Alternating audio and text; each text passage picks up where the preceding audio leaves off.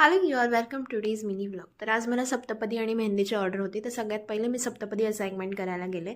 तर तिथे जाऊन आम्ही स्टार्टअप केला होता आणि त्यानंतर फॅमिली येऊन बोलते की इथे ब्राईड आणि ग्रूमची एंट्री होणार आहे.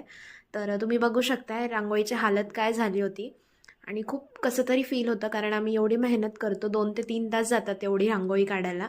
आणि त्या म्हणजे इतकं कसं तरी फील झालं हे असं बघून. त्याच्यानंतर आम्हाला परत स्टार्टिंगपासून स्टार्टअप करायला लागला. त्यानंतर मला एकतर ब्राईड होती आणि तिला खरंच फार लेट झालेलं. तिथे जाऊन मग आम्ही डिस्कशन केलं कशी मेहंदी काढायची कशी नाही, आणि ती आउट ऑफ कंट्री जाणार होती तिच्या लग्नानंतर. सो आम्ही असं काहीतरी स्टार्टअप घेतलेला. त्यानंतर तिचं फंक्शनचं डेस्टिनेशन दुसरीकडे होतं. मग तिथे गेलो. जाता जाता आम्हाला खूप भूक लागलेली, 11 वाजलेले. सो मग ते खाल्लं आणि त्यानंतर मग बॅक हँडची मेहंदीला स्टार्टअप केलं.